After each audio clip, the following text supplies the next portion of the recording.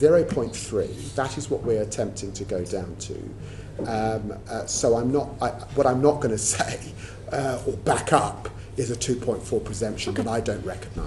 My point though was when you came into a reduced budget of 0.5, and you set out a very powerful vision. I mean, particularly your Kew Garden speech around climate, I thought was inspiring, and I was really excited by that. But then suddenly you're down to 0.3. So can you deliver your vision, or has your vision changed with that quite dramatic cut? And we understand the reasons why and we're not disputing the government's right to do that. I think that we are setting out a powerful vision, and we are absolutely not shrinking or diminishing our ambition for assistance. But it was always going to be the case that development needed reform. That's not just reform here in the United Kingdom, that's reform across the family of nations that we largely describe as the West, European powers that play an important role in the G7 effectively. That required reform. And clearly the UN system requires reform. I don't think anyone in this committee thinks that we're going to hit the SDGs in so many ways. We're certainly not going to meet zero hunger. They're predicated on the 5 Ps. Peace being one of them, we haven't got peace. The planet being another, actually climate has got worse. So on any analysis, we are in a reform place. Now, clearly, changes to the United States posture on aid have forced that reform. And clearly, when you see Germany cutting humanitarian aid by 53%, Belgium cutting aid by 25% over 5 years, France cutting aid by 36%, Canada, the Netherlands, Sweden, Switzerland, the system requires reform. Now, had we been in government 3 or 4 years ago and leading that reform, I wish we were, but we were not. So we find ourselves in the place that we are, and we have to be responsive to what countries are saying to us. And in the trips that I have made to the continent of Africa, in the new Africa approach and the consultation that we have made, we have to hear the voice of African leaders. I was with President Ruto just 2 weeks ago. He's not raising development with me. In fact, when they do raise development, what they say is, we are sick of the ping pong that exists in Western democracies. One government comes in and takes one approach, another government comes in and takes a different approach. What we want, they say, is we want trade, we want investment, we want jobs, we want the same that you want in your poorest constituencies. That's what they say to us. So how have you reformed your vision in the last year? Well, we are reforming our vision. I've watched Baroness Chapman in front of you. You are aware that we are consulting at the moment. We do not want cliff edges, as happened under the last government. We're absolutely clear about that. So your vision remains the same? We are doing a line by line. We are doing a line by line. We launched the Africa approach, which we will respond to.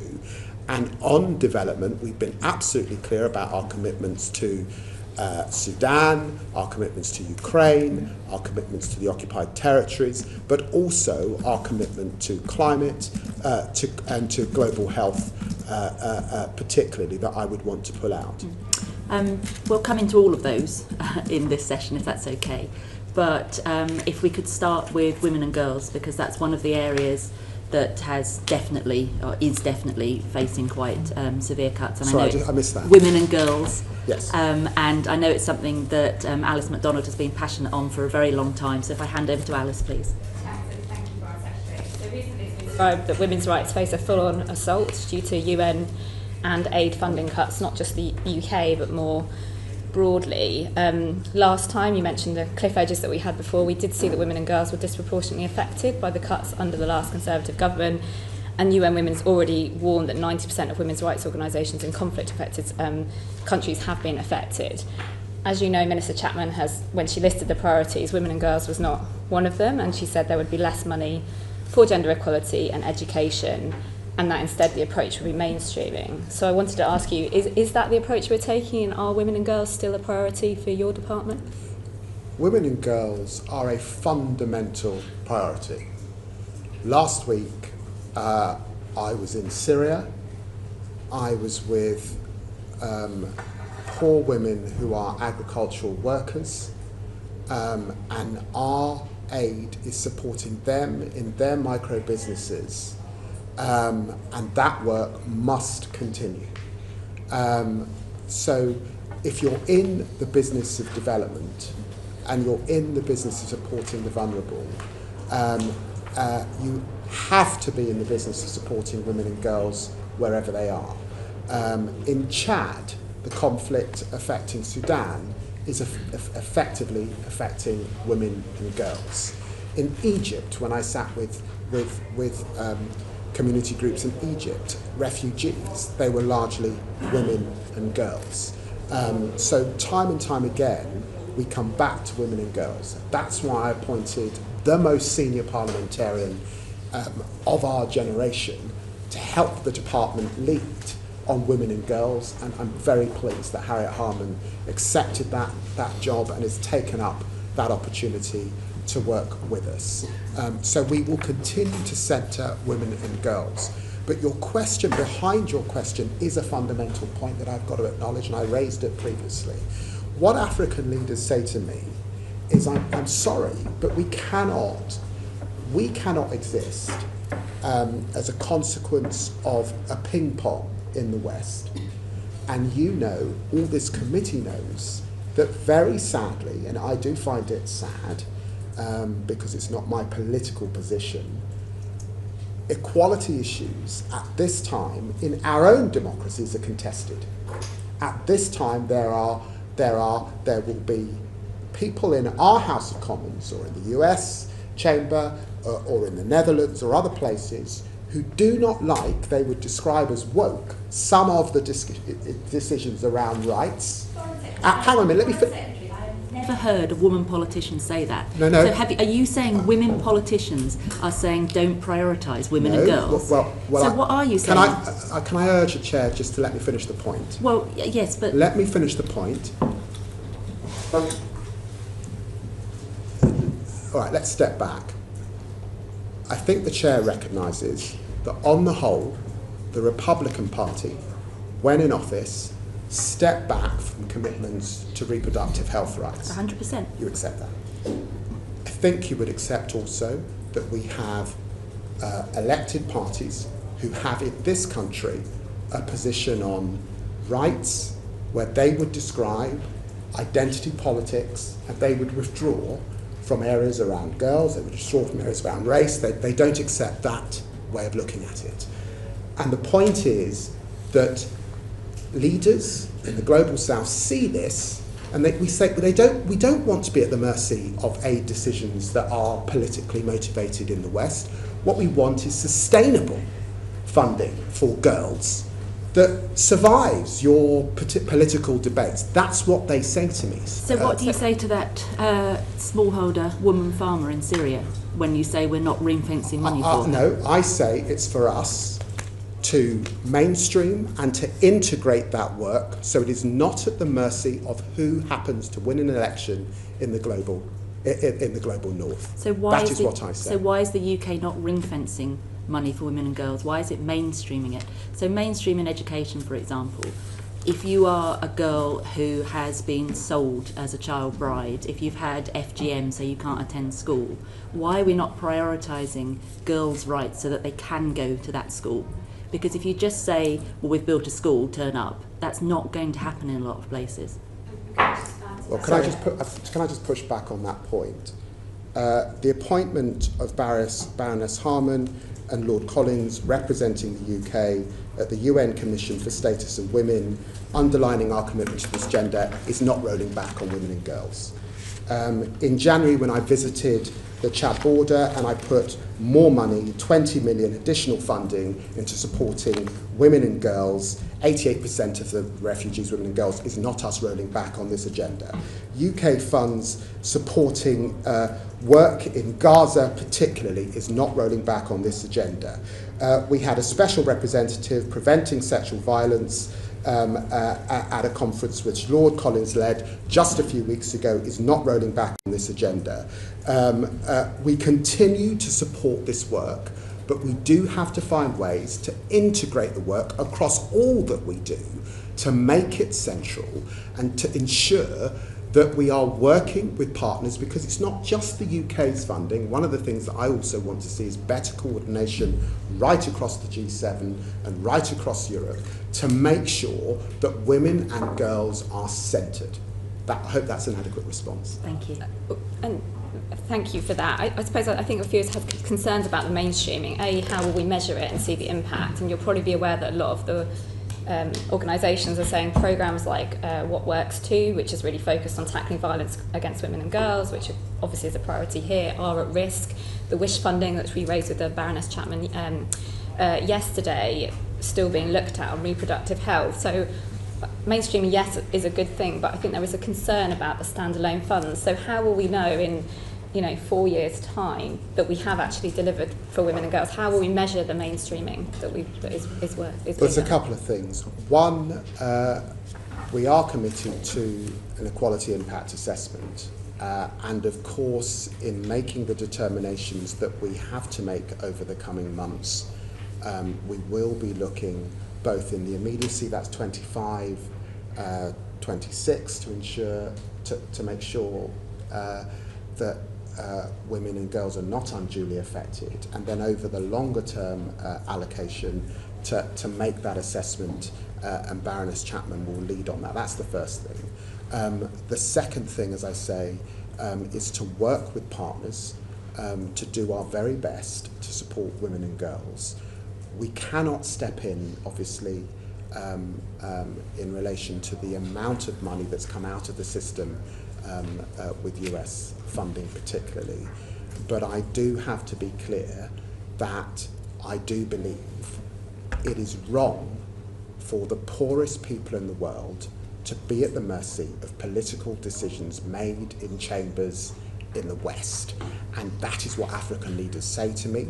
And therefore, whilst I recognise that your concern is really women's rights and not losing pots of funding, in the current climate, we have also got to use our diplomatic efforts and all of our soft power to ensure that women and girls are centred. And that is what Harriet Harman's pretty articulate about how we work with women in elected positions in the countries in situ to help support other women. Yeah. And just one final specific question. I can't really talk about women's rights without asking about Afghanistan and what is happening to women and girls there. There is a movement to push for gender apartheid to be recognised as a crime against humanity in the treaty that's being negotiated in the UN. What's the UK doing diplomatically to stand up for women and girls in Afghanistan, and is that something that the UK is looking at supporting? One of the things that, and I spoke to Harriet Harman about this a few weeks ago, one of the things that we are doing is working with women, elected representatives who are women in Gulf countries particularly, to influence some of the decision making in situ in Afghanistan and to support those women. I was very pleased to go to Afghanistan when I was in opposition as opposition spokesman for foreign affairs. And of course, I still expect us to be delivering a lot of support, both multilaterally and, I suspect, well, actually, because we aren't present, it will largely be through the multilaterals. So I will do everything I can to centre those girls that I met and those women I met who were in the most desperate of positions. I will look at the Gender apartheid. The gender apartheid. I'm not familiar with it, but I will look at it. I'll ask you a couple of specifics and write to us if you haven't got the data. The previous government set a target of 80% of FCDO programmes would include a focus on gender equality by 2030. Are you keeping to that commitment? I'll have to write to you on that. And the other one but is... I suspect because we're doing a whole line-by-line review, that I cannot commit to decisions made by the last government. It's for us to look at this afresh. You're going to give me the same answer if you could write to me at the same time. How much ODA will be allocated for specific programmes for women and girls? Well, that will be in the line-by-line allocation that we're going through. Because we've always found it very hard to pull that out. The committee will go through that in detail. I know Baroness Chapman has been through that with you on a number of occasions, and so across a whole range of areas, this committee will want to scrutinise the detail of the decisions we make. Not women and girls is one, but I know that the committee will have other areas as well. A big win for this committee a couple of years ago was getting the number of lines published from 4 up to 5, so we were very proud of that. So the detail that we get isn't that detailed, and we've always been unable to see specifically what money has been targeted at women and girls. So if there is a way in the future you could be more transparent, we would be very grateful for that, Foreign Secretary. And one other point, you were talking a lot about African leaders and elected women, and I know that what is Harriet Harman's title? She's the envoy. Envoy. Thank you very much for women and girls. She's very focused on elected women, but I wonder, can you give us a commitment that the voices of civil society and actual girls will be involved in decision making rather than those that are able to get into elected positions? Of course. The whole thrust also of our response is to work locally, in country, and by definition that's working with the most vulnerable. But I think that if Harriet were here, she would defend her desire to work with elected women locally, in situ, not entirely to be governed by the views in a parliament like ours, or indeed in a government like ours. So I think both are right. It's not an either or.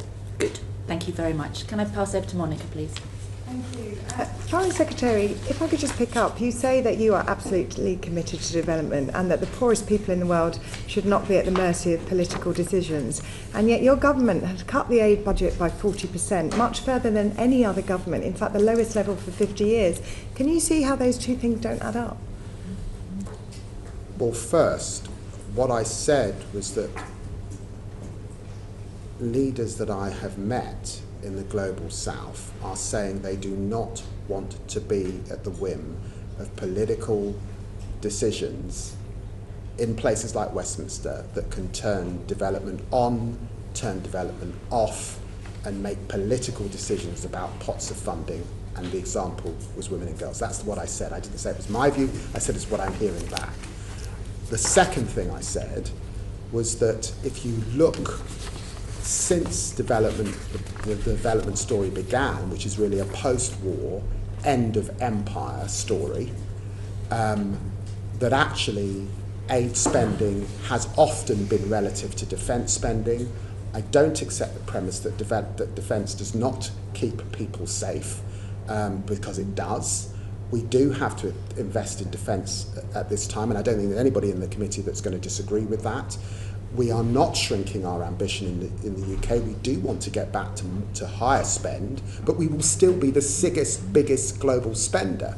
I made an announcement just 3 weeks ago of our commitment to Gavi. We are the biggest single donor to Gavi. That's not shrinking from ambition. That's stepping up when others are stepping back. But it is the case that we've got to look across the whole arsenal of what government can do.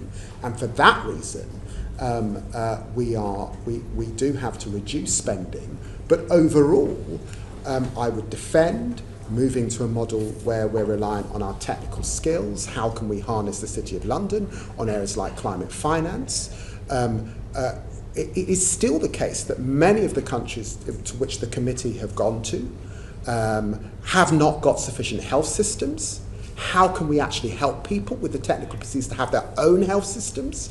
I don't think the committee is in a place where it would be saying that Britain should be engaged in the 21st century in massive service delivery in country. We should be helping countries to service that. So reform is necessary, and I stand by the decision to reform. But yes, of course, it's sad that we weren't able, as the West, to do that a few years ago collectively. Foreign Secretary, can I come to Sudan? Sudan, I don't need to, of course, remind you that it's the worst humanitarian crisis since aid began, and there are war crimes being committed, it seems, as almost a daily basis. Foreign Secretary, there's been one statement in 7 months from yourself on Sudan. Is the government treating this as a priority? Well, in that statement, in the House of Commons, I called out the fact that right across the Western world, there has been too little attention on Sudan. It was me that went to the UN and put down a resolution and almost got that resolution despite the Russian veto on Sudan. It was me that led a statement on Sudan. It was me that went to the Chad border on Sudan. It was me that called a London conference and brought colleagues together on Sudan. So as a foreign minister in a Western democracy, I think I have stepped up on Sudan, notwithstanding the fact that we have a war in Ukraine, we have a terrible conflict, of course, Israel-Gaza, we've had Israel-Iran, we've had India-Pakistan, we've got DRC, Rwanda, there are other conflicts, but I have lamented how little attention has been paid to conflict in Africa, of which Sudan is the worst humanitarian catastrophe on the planet, which is why when I went, I committed more money, but also why at the London conference that I called, I was pleased to get the global community committing, I think it was a further 800 million in financing to that terrible, terrible conflict, and we continue to keep on it because we need it to come to an end. And thank you for your efforts, Foreign Secretary. Can I ask what momentum has happened since the London conference? Because the results of it were disappointing. Well, I don't think you can describe the pledges that we got on the humanitarian side as disappointing in face of the hardship and in face of the question that I got previously on women and girls, when this is a conflict. I don't think there's any other conflict that affects quite as many women and girls as this. And I've met women raped, women burned, women terribly, terribly violated as a consequence of this conflict. We continue to work with partners to try and ease that suffering. There remain questions about aid and UN presence in country, in Sudan. And of course there remain real issues in relation to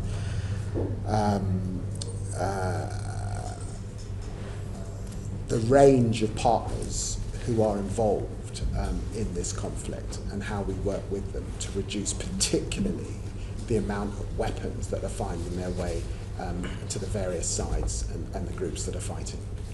Foreign Secretary, I had an exchange last week on the Business and Trade Select Committee with the Trade Minister about export licences and arms licences, particularly in regard to the UAE. Since Sudan's war has broken out in 2023, the New York Times has repeatedly reported on the UAE arming the RSF, including funneling arms through field hospitals. And the UN panel of experts in Sudan reported to the Security Council on these allegations and found them to be credible. Given the FCDO is the DPT's key partner in reviewing arms licences, what would he make of these allegations? Well, we continue across a range of partners. And in London, we had countries that are neighbouring Sudan, other countries in the Gulf who were also had some relationship with the conflict, and we continue to emphasise the importance of refraining from actions that prolong the conflict. Of course, we do that. And a range of countries are able to use their levers to attempt to bring the parties to the negotiation table. And of course, I continue to press them to do that. So does it trouble you, these reports, of which at the moment we're negotiating, or the government is negotiating a trade agreement? Every aspect of the conflict in Sudan troubles me greatly. So do you believe that the trade agreement should have, and the GCC should have, a human rights chapter attached to it? And if the human rights chapter in trade agreements, where is that driven from? Is that from the Department for Trade or from the FCDO? Well, the United Kingdom is in a unique position to be able to deal with a range of partners, and I want to protect that position. And because that is how we were able almost to get a UN resolution. And I'd like to be able to work with other partners to get that UN resolution that protects people. And therefore I'm not going to be in the position of name-calling any particular country. I will work with all countries to minimise the violence that's taking place. Can I turn to the humanitarian efforts and the emergency response rooms in Sudan? I know that they have been very effective. Can you talk me through how the FCDO works in supporting them at the same time as multilateral agencies that are working in the field? The effort in Sudan is largely being led by multilaterals because of the difficulty of working in the country. So it is a multilateral effort. I spoke to Tom Fletcher, I think it was 5 days ago. Obviously we discussed Israel-Gaza, but we also discussed our concerns about Sudan. He has been leaning in very heavily on Sudan to make sure that the aid is getting to the places where they need to get to. It would be good if we got safe zones, but we haven't achieved that at this point in time. But it is a multilateral effort, it is not a bilateral one. That would be impossible in this situation. And finally, Foreign Secretary, can you tell me about the conversations that you're having with other regional actors since the conference on driving the diplomacy forward so that we can see an end to the war? Yes, I spoke to the President of Angola, I spoke to President Ruto and the Kenyan Foreign Secretary. We believe it's important that we embolden the AU at this time, and that's why I brought them to the conference. And I have spoke to a range of Gulf partners about the conflict in Sudan, all of that since the conference, and there will be more, particularly as we head to UNGA in September. Have you been able to speak to the UAE, to Egypt and to the Saudis on this particular Yes, issue? I have. Since the conference? All three of those countries since the conference. Foreign Secretary, thinking specifically about Sudan, a couple of comments, please. To reach a resolution and a lasting resolution, civil society has to be empowered. And I'm was a big fan of the CSSF fund, now the Integrated Security Fund, which was, I think, instrumental in empowering civil society to hold their leaders to account. I'm concerned that that fund is being sort of reduced and limited. Can you tell us anything, let's hope, post-conflict about how you're working with the international community to empower civil society? I think it is important that obviously we do everything we can to shore up civil society, and given the challenges around aid and given the challenges around aid workers working in Sudan, we should remember that there are civil society organisations on the ground that we have to support, carrying much of the load at this time. I am reflecting on the integrated fund at this moment, so I can't give you an update, but I will seek either through the Development Minister or myself to come back to you on that. I would appreciate that, and also sort of part of that lasting peace is holding perpetrators to account. Do you think as it currently stands, or in the near future, Sudan has the judicial capability to hold those committing attacks, specifically on aid workers, to account? I know that some UK funding is also supporting accountability and transparency in country. It's a big country, there are atrocities happening all over, And of course, we haven't talked about issues in South Sudan either, but I do know that we are contributing to that effort. Okay, and I speak to you as a lawyer as well as the Foreign Secretary. I haven't been a lawyer for 27 years. A lawyer, a politician, a writer and a Foreign Secretary, bringing all of those together. Do you see that the UK could have some role in drawing the international community together to make sure that the international courts have the power, the influence and the resources to hold breaches of international humanitarian law, civil breaches when it comes to conflict to account? At this stage, my focus has been on convening to, one, support the humanitarian effort, and to two, to try and broker a better political situation than we have at present, and that's what the London conference was about. And I've indicated that there's more to do. You're right to press on the most egregious atrocities being committed at this time and accountability for those atrocities. And you're right absolutely to press on the lack of resources that you would expect that Sudan haven't got. I will take that away and I will look at that more closely. And of course there are partners in Europe, the Netherlands, the Norwegians, that have traditionally been very present in that area that we may be able to work more with. Thank you, I appreciate that. Can I pass over to Tracy? Hi, Foreign Secretary. Moving on to Gaza, with another 20 civilians killed today, how are you working with international partners to improve aid access in Gaza and to end the violence at the distribution centres? Is this a good point to refer you?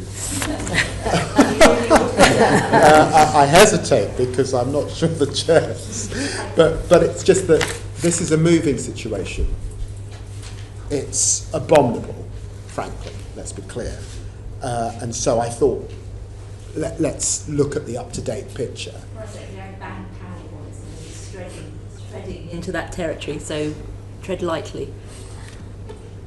Well, I tread lightly, but you'll see in slide 1 that and this is pertinent to the committee's work, that Palestinian civilians have been pushed into less than 15% currently of the territory in the Gaza Strip, and that's the white areas on the map which demonstrate that. At this point in time, almost 2.1 million people have been displaced now multiple times, and that effectively the new aid system has 4 distribution points when we think there should be 400 distribution points, and that horrendously and unbelievably we have children queuing for food at those distribution points and being killed. It's hard to describe that as anything other than unconscionable. At the same time, we have trucks waiting at borders. There were some food programme trucks able to get in a few days ago, and I know that Kaja Kallas and the European Union have brokered a deal for more trucks to go in, but the advice I received as of yesterday was that no extra trucks have gone in. Now, what we have been able to do is get our medical aid in, and you know we've given a lot to UK Med particularly, to support people on the ground. But the situation is dire. It continues to be dire. That's why we continue to press for a ceasefire, and we continue to press for unfettered aid to get in. Can I ask you, how certain are you that no UK bombs and bullets are injuring aid workers and civilians while they're queuing for aid? I'm very certain. And I'm very certain because I took the decision to suspend arms sales to Gaza back in September. That is a decision that is reviewed by me every 2 months. the instruction then goes to the Business and Trade Secretary, and we are not sending arms to Israel. First, can I ask, what's your response to the Israeli Defence Minister's recent proposal for a humanitarian city? Well, I condemn in Rafah, them. And the language I that's used condemn around them, that. and I note that Yair Lapid, former leader Olmert, also condemned them in the strongest of terms. And it's my understanding that Prime Minister Netanyahu also disassociated himself from them on returning from Washington a few days ago. But no defence minister should be talking about effectively holding people unable to leave, presumably, in the manner in which you described. And I condemn them in the strongest terms. Gaza is a slightly bigger version of what he's proposing. Gaza is a slightly bigger version of what he's proposing. People can't. Well, that's get out. why I thought that Water's this map being would be withheld. helpful, because if you are effectively holding people in 15% of the territory, Exactly. They've been displaced many times.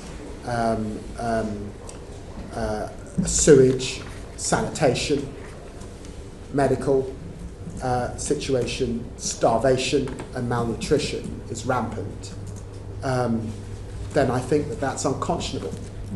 And I think that the global community are looking at Israel and they are saying to the government, how could you possibly allow this to happen? And I support members of our own public who are calling this out, and we continue to call this out. That's why we, the Prime Minister led a leader's statement. I led a Foreign Secretary statement a few weeks ago. We had 27 countries that supported it to get the aid back in. All of us were hoping for a ceasefire at this point, and I think we're hugely disappointed that we had not achieved it. Aid remains an issue. The duration of the ceasefire remains an issue, and relocation of Israeli forces during the ceasefire is also an issue between the Israeli government and Hamas at this time that has not led us to a place where we've got that ceasefire. Foreign Secretary, as you said, you've been a politician for 26 years. You're politically one of the most powerful people in this country. I think your reputation internationally is strong, so you're internationally you're a very powerful person.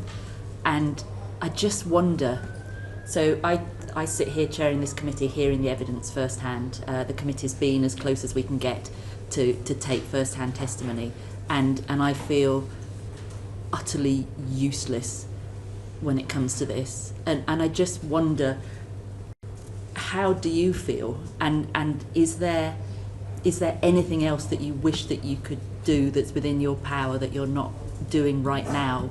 And how do we get to a point where this slaughter stops? I think that I've been in power or in the government a year. There hasn't been a day in which I haven't in some shape or form reformed to this most horrendous of conflicts. And of course I wish, as the country's chief diplomat, that we had a ceasefire that I have been calling for well over a year. All I can stand by is my record and the Prime Minister's record on this most horrendous of conflicts.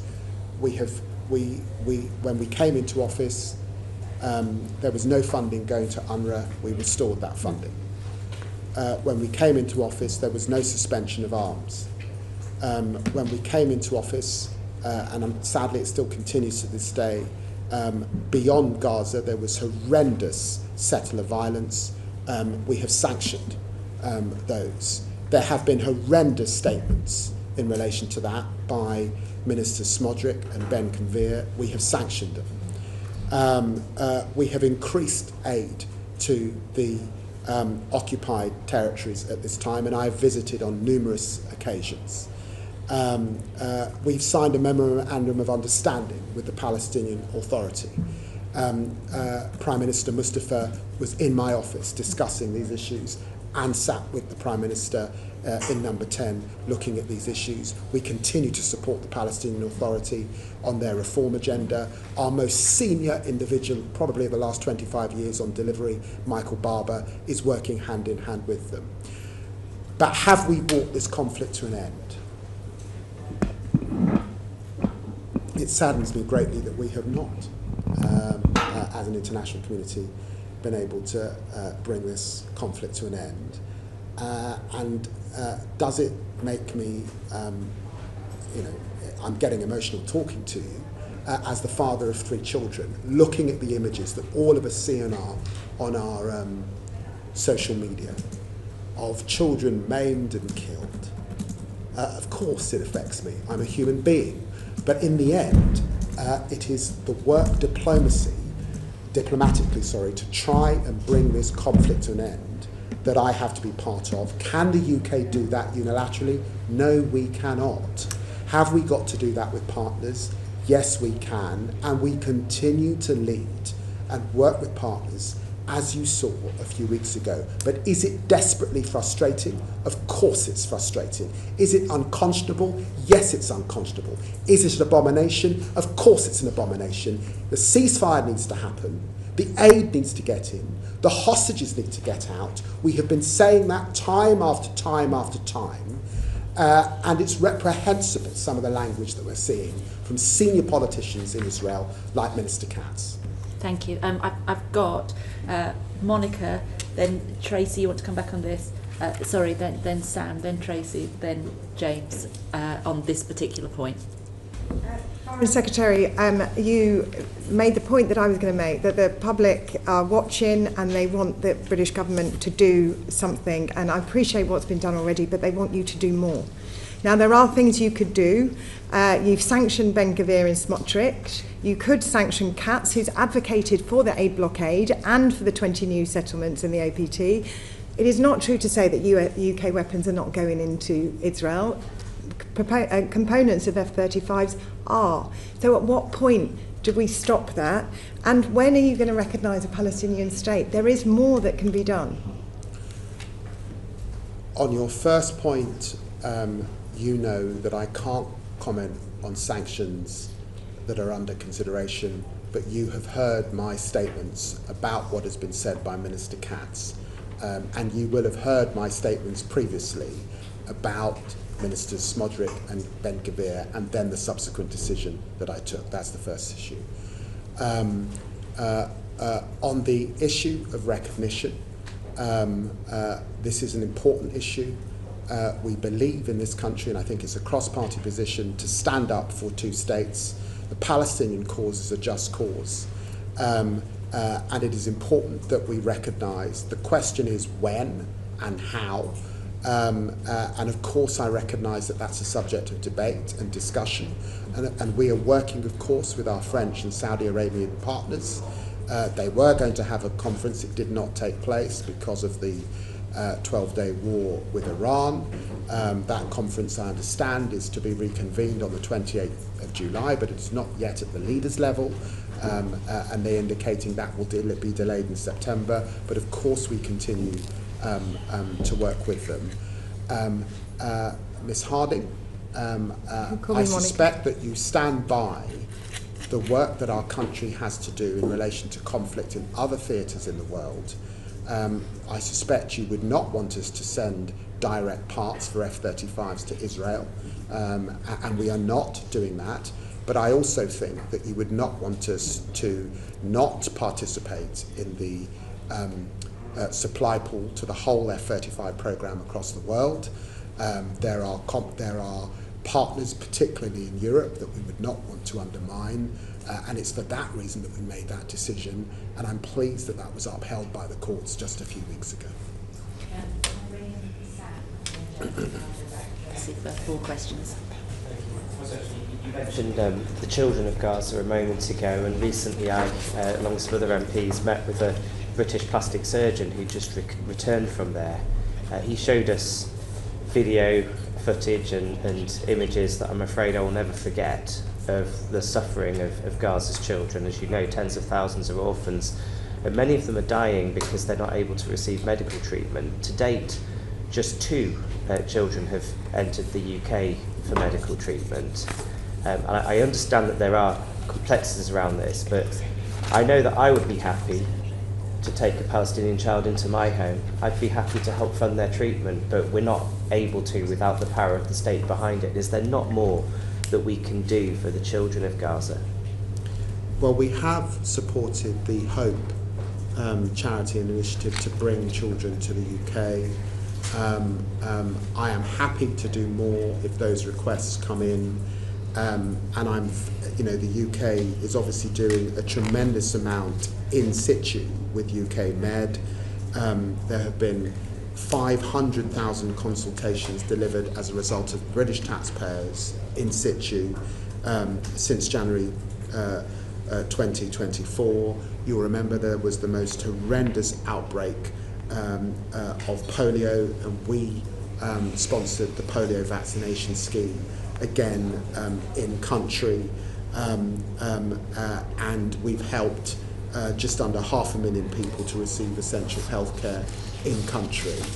I don't want to suggest that with hospitals bombed and lots of aid not able to get in, that people aren't experiencing real medical emergency second by second, minute by minute in Gaza. But we are doing a lot in the medical space, particularly, and will continue to. And if there are more children that we can work with Hope and others to bring in, of course we will do that. Thank you, Foreign Secretary. Just reflecting on some of the things that you were saying, I don't think any of us would doubt your passion to try and resolve these issues. We went up to Scotland just the day actually that the foreign aid changes were announced, and we met a Palestinian aid worker up there employed by Oxfam. And she told us that when it came to FCDO diplomacy, lots of warm words, lots of hard-working people, but she felt like the FCDO has lost its confidence and lost its clout in light of Afghanistan and I guess the legacy of Iraq and Brexit. Is that a view that you would recognise? Well, I think that in the last year I've been on the business of reform. We've got a workforce programme to 2030 to give us the best capabilities. I've listed the things that we tried to deliver in relation to Israel-Gaza. We've had a successful EU summit. Tomorrow we have further good news with our partnership with Germany. Last week we had good news with our partnership with France. Our partnership with Ireland has been renewed. By the way, we want to do more with Ireland on the development. They're a great development nation and we can partner with them in areas to support work together. We've launched the Africa approach. So yes, after the botched merger between DFID and the old Foreign Office, after Brexit, after Afghanistan, it's a matter of record that morale was low within the Foreign Office. But it's my job to get the Foreign Office and development back to a good place. I think we've had a good year where if you look back on where we were, we've delivered a lot. And I said, judge me by the deals and the partnerships that we could strike with other nations. And I think that's what I've set about doing. I was disappointed that when I think it was 300 civil servants wrote to you about their concerns that not enough was being done in Gaza and the West Bank by FCDO, that rather than seeing them as whistleblowers, they were seen as disloyal. Why did that happen? Well, the first thing is it goes back to the question that was raised by Ms. Harding. When pushed on what more could the UK do, The truth is, we've done a lot No, that no we one's stand by. disputing That's that. the first thing. And my record in office on this file is considerable. I've just gone through that list. No, it's The second thing is to say that, and the reply was appropriately not by me, because the custodianship of the staff is ultimately a matter for the Perm Sec. And it may be that our second Perm Sec wants to come in on this point. But Ollie Robbins was clear that of course staff must express opinion and must make their views known. But in the end, when you become a civil servant, your job is to be neutral. That is your job. And just as if I'm not happy about collective responsibility, my option is to resign, then that is also, civil servants will also be able to make that. So it cannot be about campaigning letters if you are a member of Her Majesty's government. That is not the principal job of our civil servants. It's to give us honest advice, and it's then for politicians to assess and make decisions on the basis of that advice. I stand by the advice I've made on this file. There's been little challenge to that, frankly, because I think the committee recognises the part that the UK is playing. We haven't brought the conflict to an end. Writing a letter, a campaigning letter, is not usually the disposition of civil servants. Of course they're frustrated. Many of our constituents are frustrated, and you write to your MP. But I stand by the decision that was made by the Perm Sec and the reply that he gave, which I thought was a very thorough and a very good one. Is it on this point? Back to Tracy. Thank you. First, I just want to press you a little bit further. We hear a lot from aid workers and from civilians and groups from Gaza and occupied territories and across Israeli and Palestinian groups and NGOs about the recognition of Palestinian state and the lack of leadership from the UK and how that void could be filled by pushing ahead with the recognition. And I heard what you said to Monica. Can you tell us a bit more detail about when will be the right time, because we're all very concerned, as you are, as our constituents are, about there being no Gaza left by the time we come to recognise the Palestinian state. We see that from the map and the evidence that you're giving us. So when will those conditions be right? What the Labour Party said in our manifesto was that we do believe that recognition is important, and we would like to recognise as part of a process. That is the. Makes it sound conditional, Sorry? That makes it sound conditional. Well, it's the manifesto that you ran on at the last election. Yeah. It was, so we'd shifted at one point to, it was part of a peace process, but, Well, and that's been dropped, I believe. So I think what my colleagues trying to find out is what are the conditions. let me finish the point. That was the manifesto that all Labour politicians ran on just a year ago.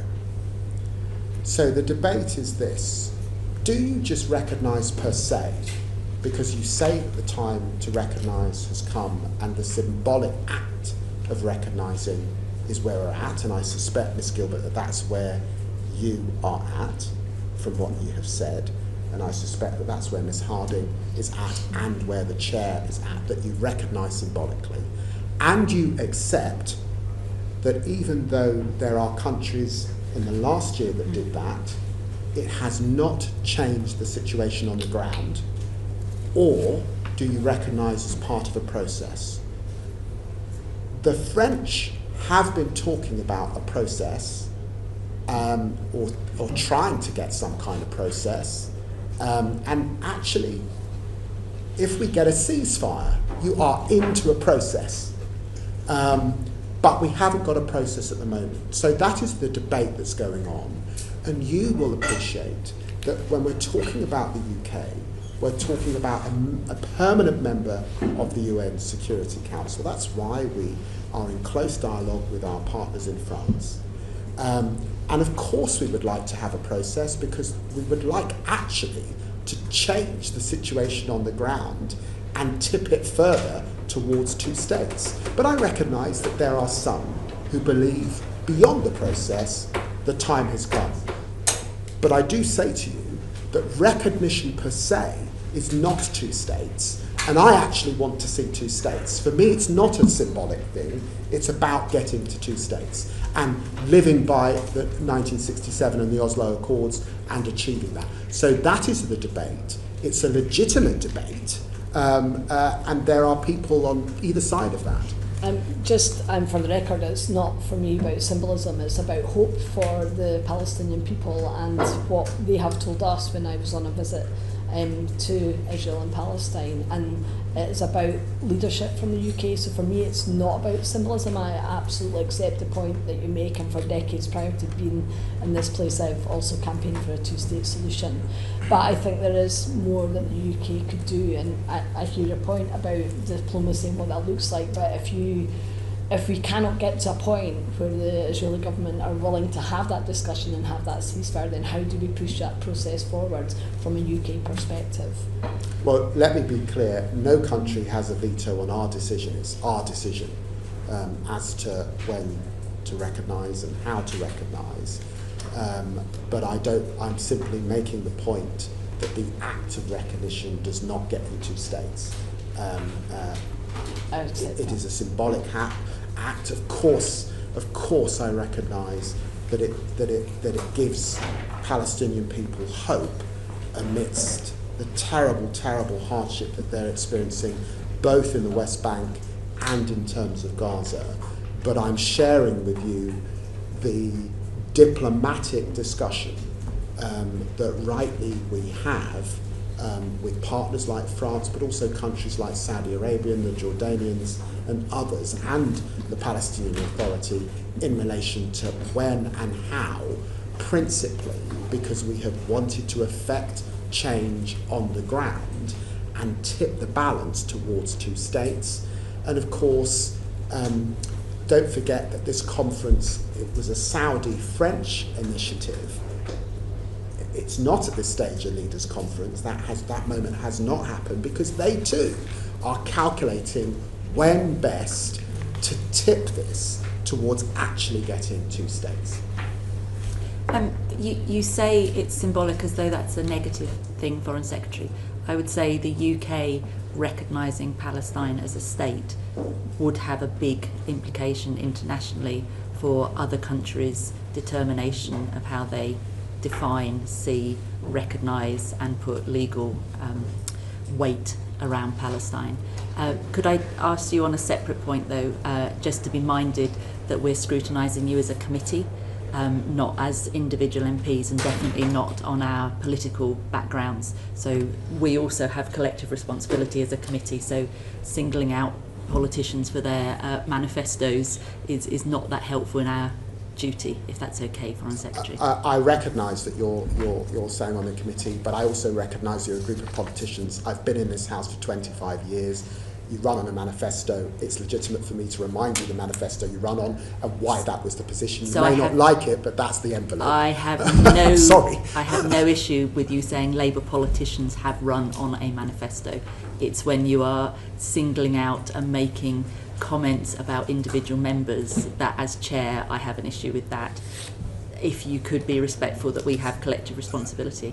Committee chair, I've served on committees. I am being respectful. I am simply referring to committee members by their name. Your names are all around you. I'm being polite. That's great. I'm sorry you don't like it, but that's I have no issue whatsoever with you using our names, but on our names it doesn't say our political parties. So if you could direct to the committee, that would be great, or an answer to their question, that would be great. Thank you. Well, you've made the point, and I've made my reply. Thank you. Thank you. James, over to you. Thank you, Chair. The committee recently published its report on international humanitarian law, protection, not permission. I wondered, has the Foreign Secretary had found time, appreciate very busy, found time to look at that report at all? I haven't found time to look at that report. So what the report notes is that when it comes to international humanitarian law, there appears to be a trend where there is levels of trade-off. So you will have one country or one party that is seen to justify breaking international humanitarian law themselves because there has potentially been the previous party has broken that international humanitarian law as well. In other words, it's becoming a bit of a race to the bottom. I just wondered whether the Foreign Secretary recognised that description and wondered what exactly the UK is doing to make sure that international humanitarian law is held to the highest of standards. Well, there is a race to the bottom. When aid workers are being killed in the numbers that we're seeing, there's a race to the bottom. When children are being killed holding out their hand for food, there's a race to the bottom. I took the sober decision on the basis of our export licensing regime that I did believe that there was a clear risk that international humanitarian law was being broken in the context of the conflict in Israel-Gaza. And of course it's the case, we haven't talked so far about the conflict in Ukraine, but of course it's the case that big countries decide that they're entitled to march into smaller countries, that is a gross breach of international humanitarian law, and that it's also the case that it sends a signal to other countries that they might do that. So, for example, Venezuela decide that they should march into Guyana and take over the Essequibo. So I recognise and totally would agree with the sentiments of the committee in relation to international humanitarian law.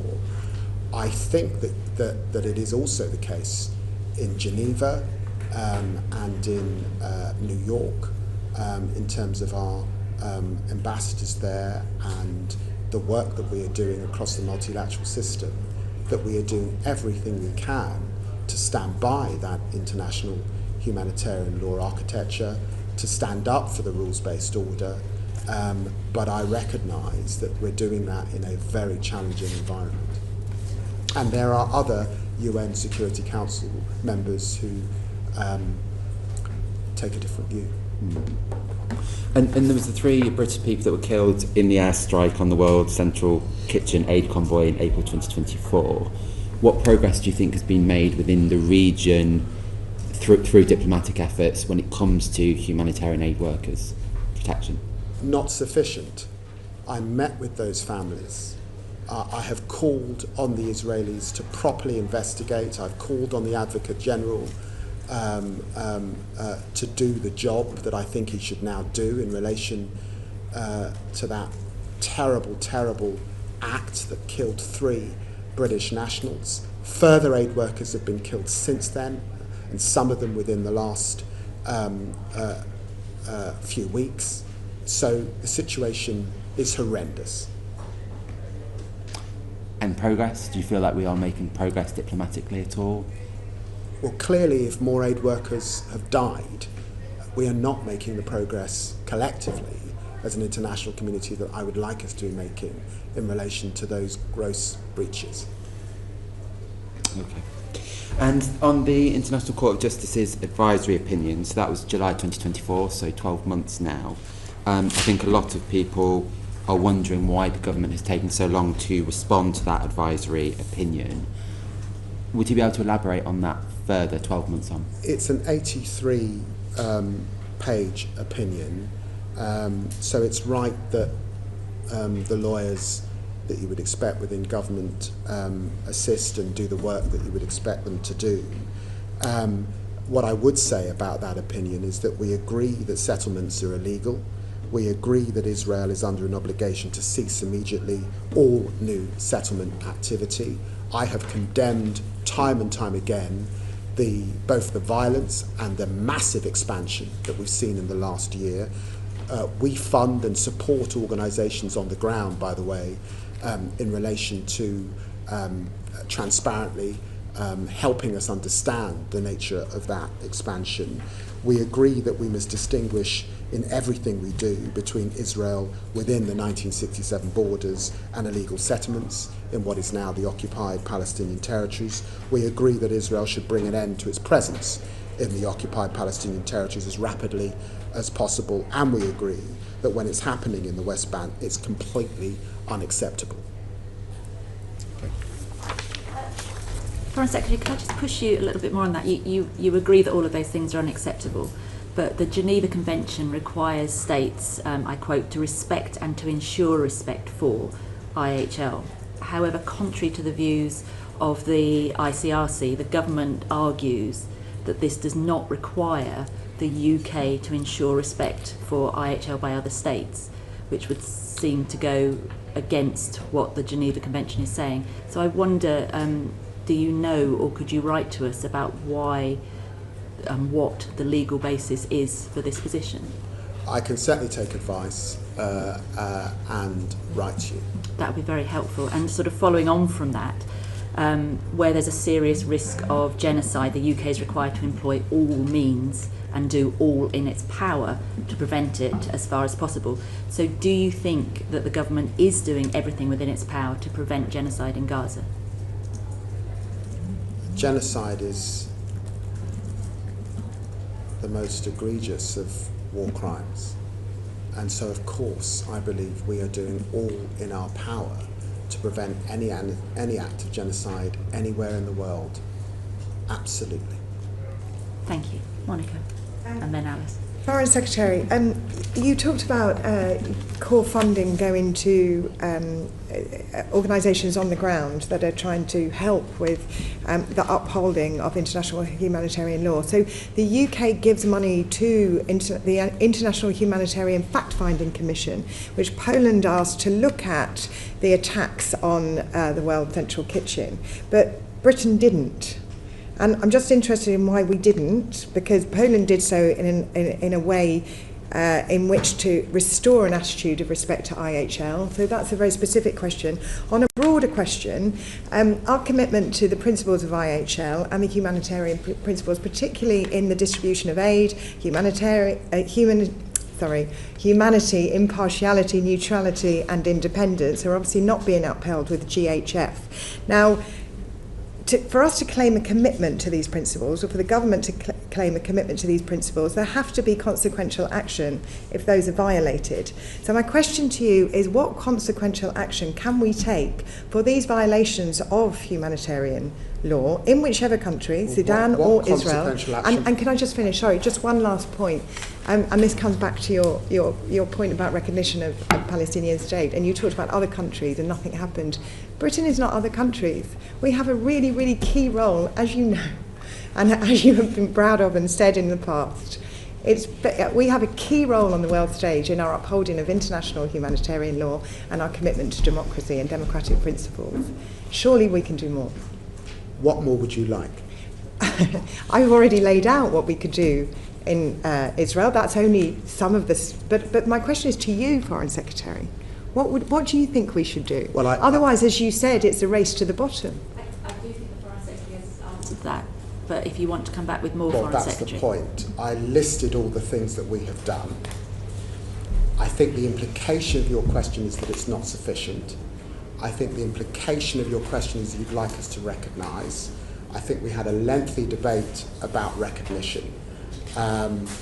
And there are clearly views around the table, and you've expressed yours. Ms. Gilbert has expressed hers. I've explained the balance that we are weighing. I've sensed some frustration from some members, including the committee chair, in relation to that. But I'm not sure, that's why I put it back to you, what more, other than that, would you like us to do? Because I am certainly satisfied that we've met our obligations under international humanitarian law. I'm not satisfied, and I have said that in the strongest terms, with the behaviour of the Israeli government in relation to aid, in relation to the treatment of prisoners, and in relation to expansion and violence on the West Bank particularly. I have also conveyed that and taken action in relation to that. Sorry, Alice. Thank you. I just wanted to ask specifically about the Gaza Humanitarian Foundation, linking the last two questions that we've had. Obviously, reports that hundreds of people have been killed trying to access aid, and including recently aid workers as well. I know you have said at other committees that you, of course, don't support the approach of the foundation, but can you tell us more about how we've been raising those concerns with both the Americans and the Israeli government? And also, are you concerned that it will set a precedent for how aid could be delivered in other contexts, for example in Sudan, if it becomes semi-militarised. So 2 questions on the specifics and wider implications about what that model might mean for the future. Well, in a way, this goes to slide 2 that is in front of you. And what that infographic shows is that there are 443,000 pallets of aid at the borders. Shelter, medicine, water, sanitation items. Over 136,000 pallets are still in Egypt. More than 130,000 pallets in Jordan. In excess of 120,000 pallets in Ashdod, and a further 505,000 pallets in the West Bank. Nearly 3,000 trucks waiting for dispatch. We are in disagreement with the Israeli governments about why those trucks are still waiting at borders. And we believe that those trucks should have gone in, and we believe in the last ceasefire we saw the sorts of volumes that are required in relation to aid and distribution. We disagree with the new system, which is why we continue to support the UN system, and why I spoke to Tom Fletcher once again to give him my support this week. We have got medical aid getting in as the UK, but the issue around malnourishment and starvation is reprehensible, as I have said, and we are in disagreement. And I raised this issue with the Israeli Foreign Minister again just a few days ago. And are you worried it might set a precedent for the future? Well, it mustn't set a precedent. Yeah. It must not set a precedent. This is out with of global norms and rules that we all signed up to after the Second World War. And that's why this is so egregious and so unconscionable. It is a staggering situation that we're in, Foreign Secretary. Are you in negotiations with the Trade Secretary of State about potential further trade sanctions that we could do? Because I don't know what is going to stop these Israeli actions, and is trade sanctions on the table? Well, I said that we said in the statement that we co-authored, the leader's statement and the statement around aid with foreign ministers, that we would continue to look at further actions. And so, yes, I continue to look at further actions in this area, to do everything we can to press towards better aid distribution, less violence and no expansion in the West Bank, and I will do all that I can continue to do. I had hoped, I have to say, that by now we would have a ceasefire, and we haven't got a ceasefire. I agree. And I am very conscious that parliamentarians are going into recess in lots of Western democracies. So this is a time for acute vigilance as to what is happening. Here, here. James, you done? David Taylor. Thank you very much, Chair. Thank you, Foreign Secretary. Turning to Syria now, there's a bit better news there in the sense that we've seen the fall of a brutal dictator, much joy amongst people in this country, including our vibrant Syrian community.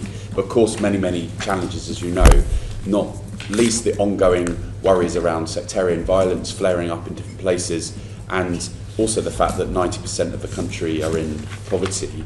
I wondered if you could talk us through some of the steps that you've been taking, the visit that you did recently, how you're pushing for an inclusive government going forward, the work you've been doing around sanction reform, and also the humanitarian aid or the development aid situation there in terms of UK ODA in a context where, of course, the priority is Gaza, Sudan and Ukraine. Like what more can we be doing to support the Syrian people going forward?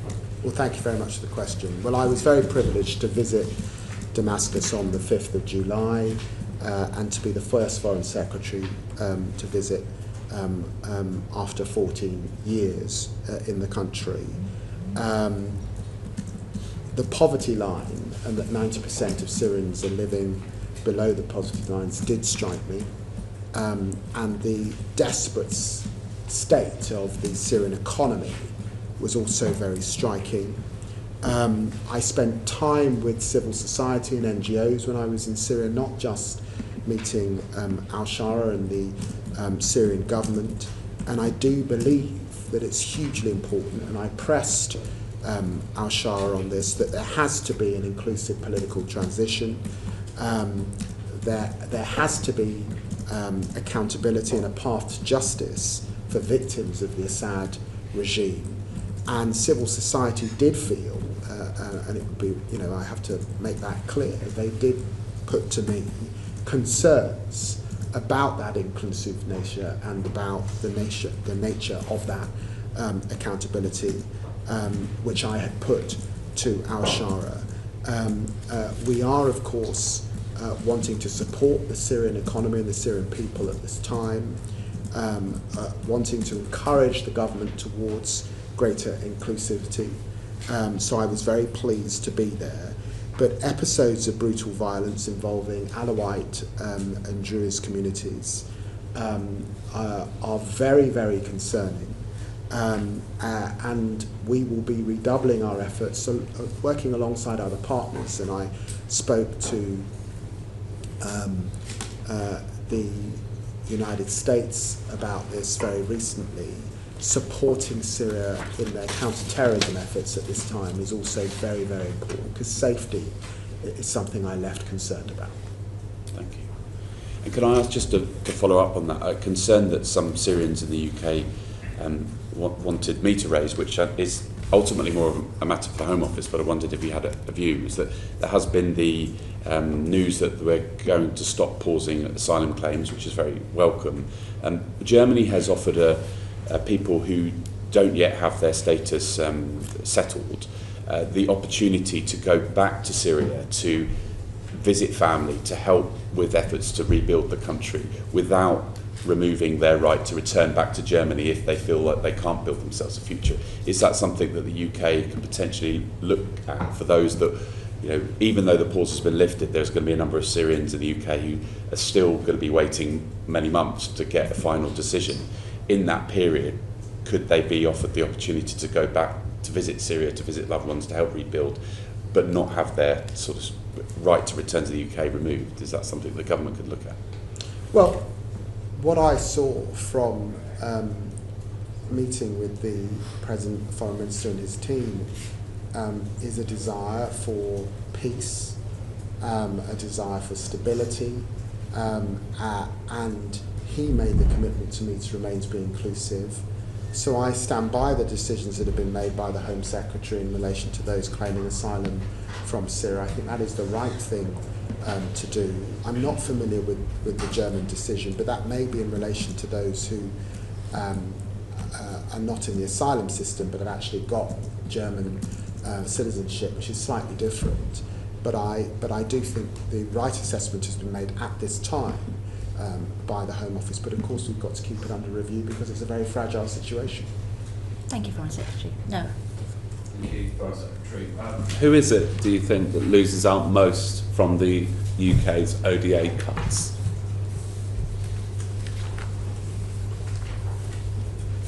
In what sense? Distributionally. We are taking a huge sum of money that was, and it will no longer be. So who are the losers in that distribution? We will still be the 6th biggest spender in development. That's the first thing. And the second thing is, I've said that there will be an equality impact assessment done, and that is what will tell me those that might be affected, and of course I can act on the back of that. And do you have any early concerns around that's stemming out of that work? Around particular groups, women and girls, for example, particular countries,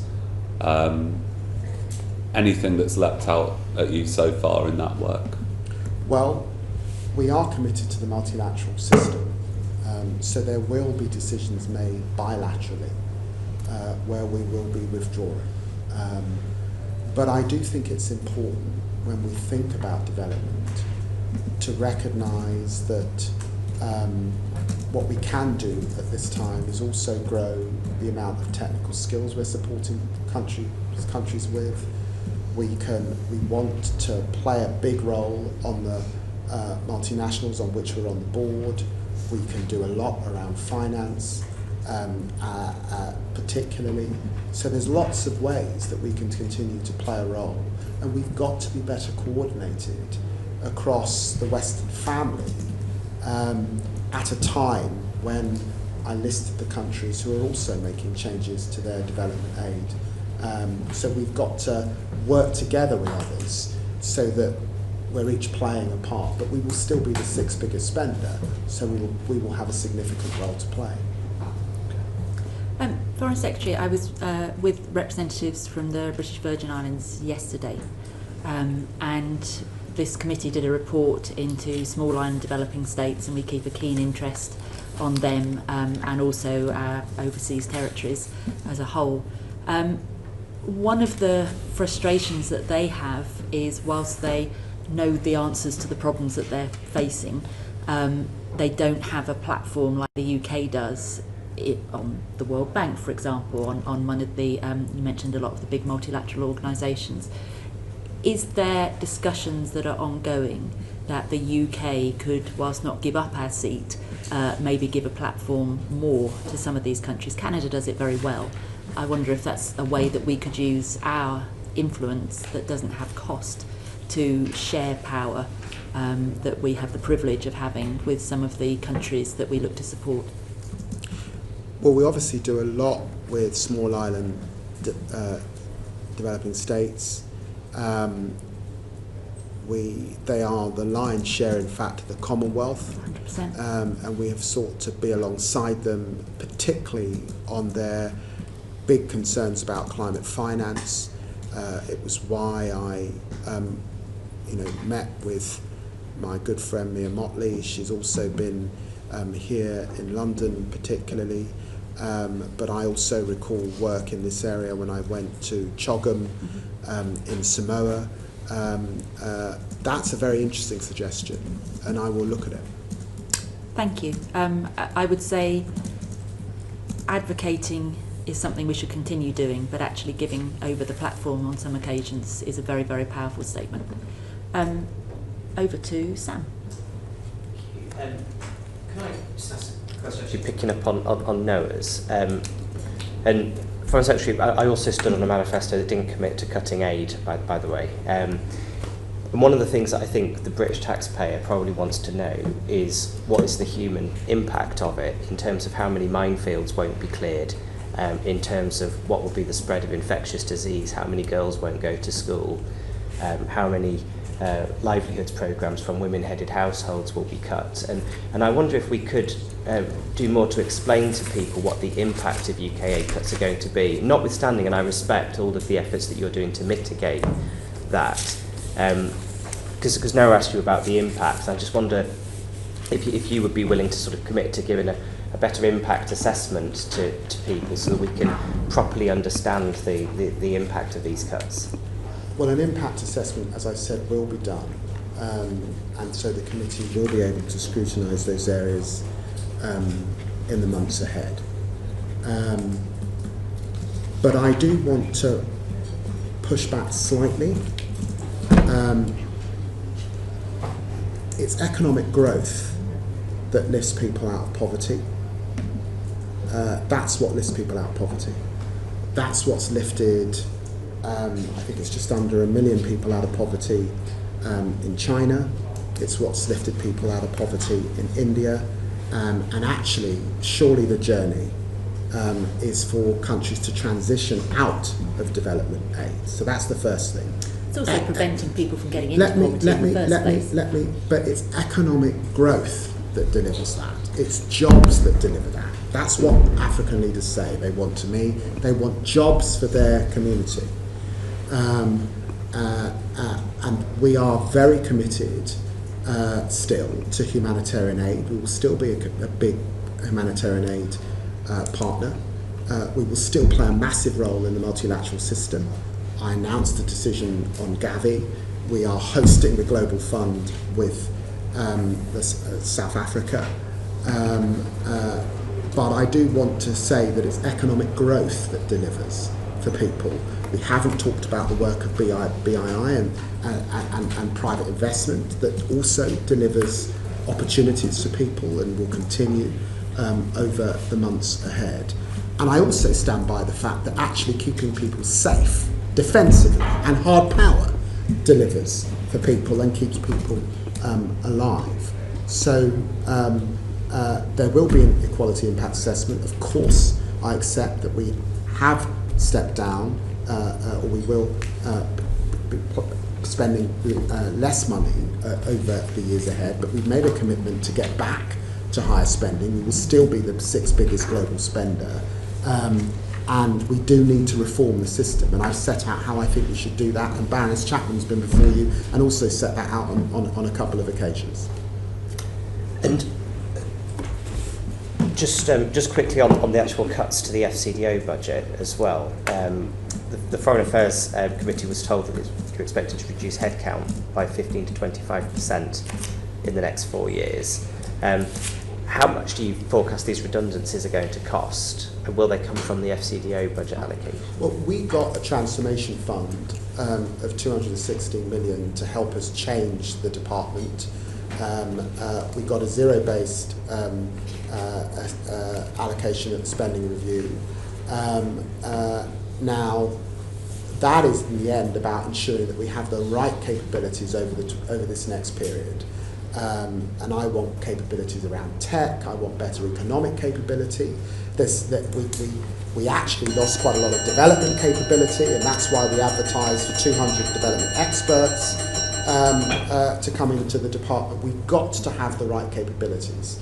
And I did take the view that the department was quite top heavy. We have a lot of director generals, we've got a lot of directors in the department, and I was concerned that there were good middle ranking civil servants who at the moment are subject to a promotion freeze. And sometimes you've got to free up people at the top of the organisation who are paid a little bit more so that those in the middle can move up and be paid more, alongside the decisions that we're hoping to make about capability particularly.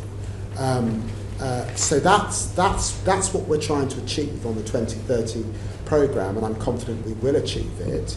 And it's informed also by the reviews that I asked to be undertook when I came into the job, to inform the sorts of capabilities that we need over this next period. And talking about capabilities, what do you think the impact will be specifically on development expertise within the FCDO? Well, Of course, has already taken a hit I've said in the merger. We're increasing development expertise. We've just advertised for 200 jobs to get in experts. They're coming into the department as we speak. So we're increasing development expertise that was lost under the last government and replacing it and bringing it into the department. Thank you. Thank you. David Reid. Thank you, Chair, and thank you, Foreign Secretary, for being with us today. So, you had 14 years in opposition. You've been in post for a year now. What we've seen throughout the year is you reduced ODA spend from 0.5 down to 0.3.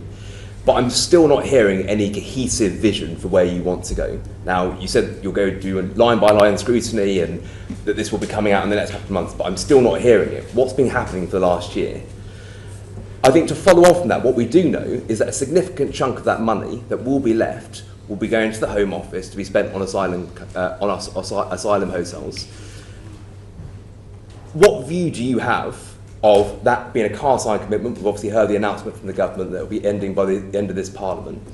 What process and what equity will you have with the Home Office to make sure that that practice does stop? Well, I've got to refute your first question in terms of what we've been doing over the last year. 15 million children this year have been immunised. We've just pledged 1.25 billion to Gavi.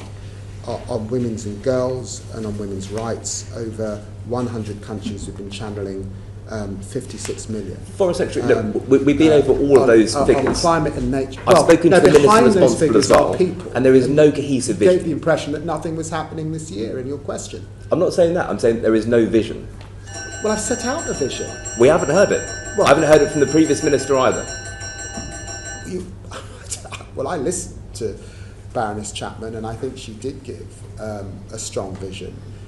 She said that we are moving from donor to investor. We will be investing in the technical skills that countries say that they want from us. For example, when I was with President Ruto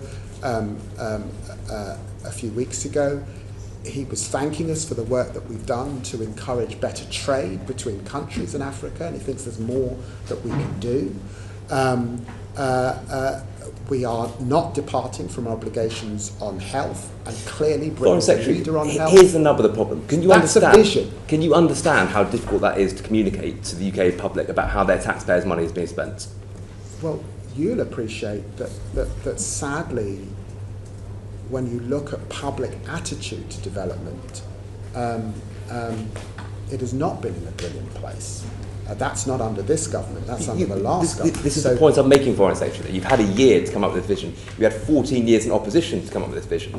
All we've seen is a reduction.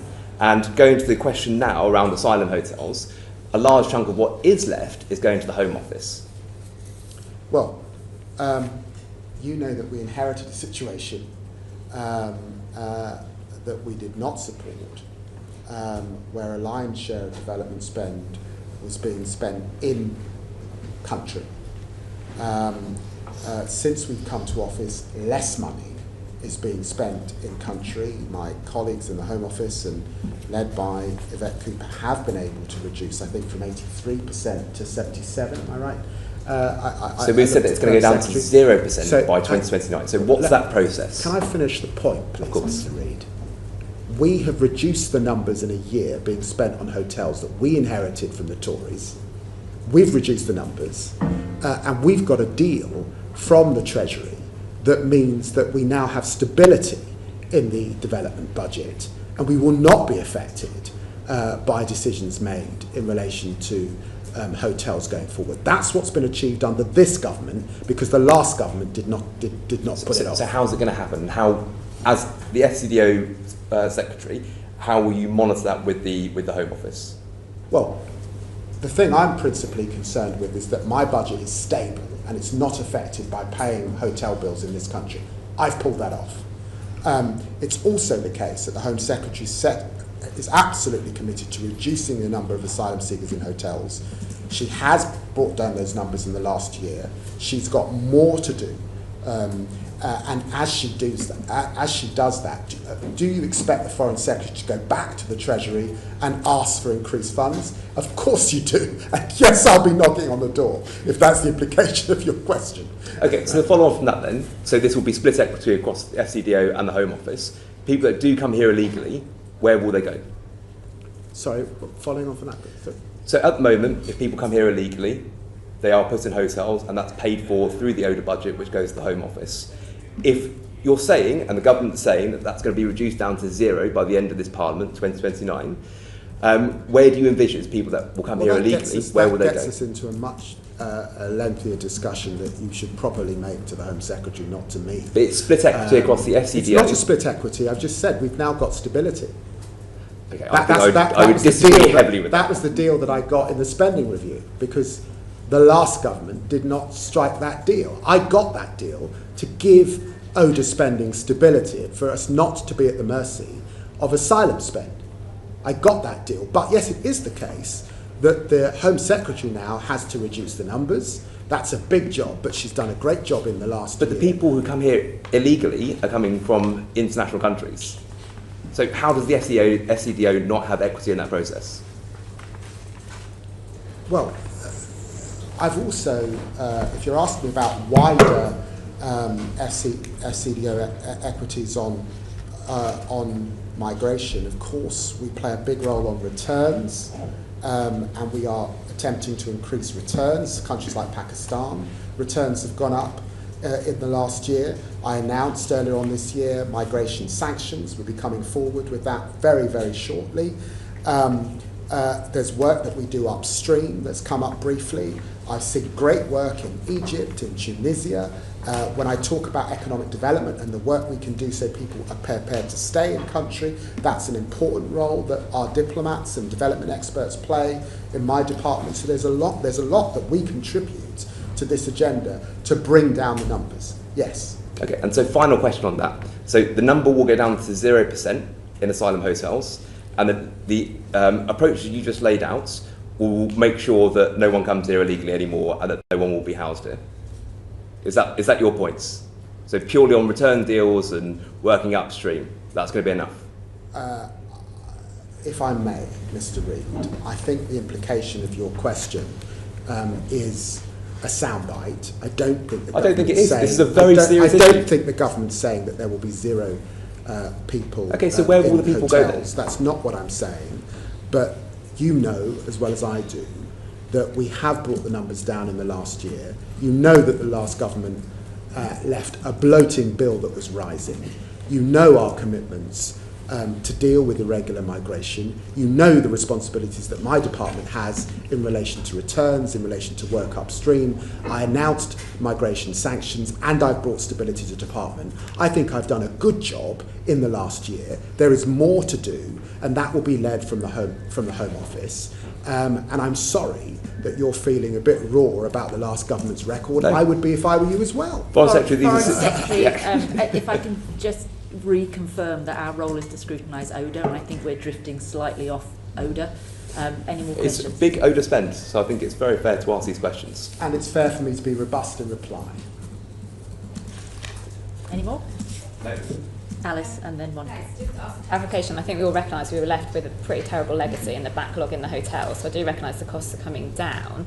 One thing I haven't been quite clear on now that the FCDO has moved to the spender of last resort is if the numbers come down and the spend on asylum comes down faster than expected, does that money definitely come back to the ODA budget? Like what's the agreement on that with the Home Office or Treasury? It doesn't automatically come back to us.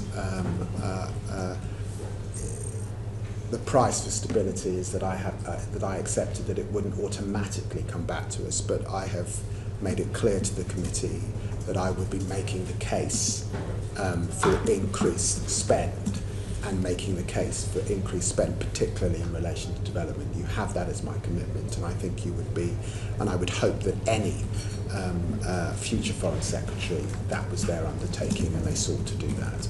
And you heard from the Prime Minister when we made the change following increased defence spending that we were absolutely clear that we were not departing on our commitments to development spend. We do want to see it rise as the fiscal circumstances allow, and so of course I will be making that case in future spending and fiscal occasions. Monica? Foreign Secretary, on what you've just said, the commitment therefore by the British government to ODA, overseas development spent overseas in 27-28, as ICAI have pointed out, is 0.24%. So it's not 0.3%, it's 0.24. That's the projection.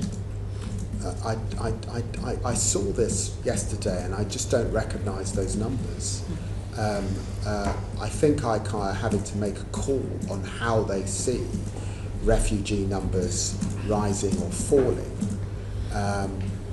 What I'm going on is that the Home Secretary has brought those numbers down in the last year. I recognise there's more to do, but I'm standing by my colleague and her commitment to reduce the amount of asylum seekers in hotels. Monica, thank you. Brian. Foreign Secretary, back to development, if I may. Tackling climate change has been named as one of the 3 priorities for UK ODA spending going forward. What will this mean in practice? Well, I remain committed to the vision that I set out in my Q lecture last year.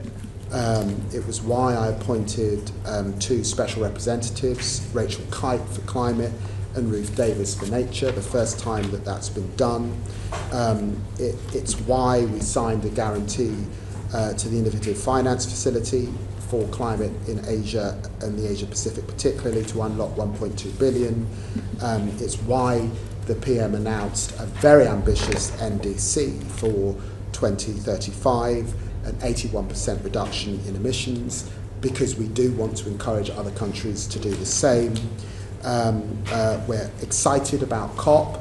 I had a fantastic breakfast with Rachel Reeves, the Chancellor, Steve Reed and Ed Miliband, with our finance leaders, because there's more that we need to do on climate finance. We've also set up the Clean Power Alliance, the partnership with countries across the world as they race to clean power.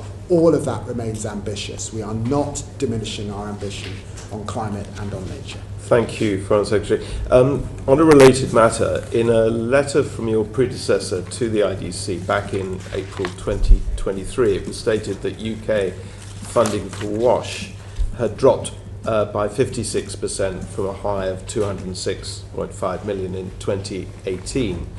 Before the recent announcement of the reduction of aid spend to 0.3, WASH funding was said to be down by 85%.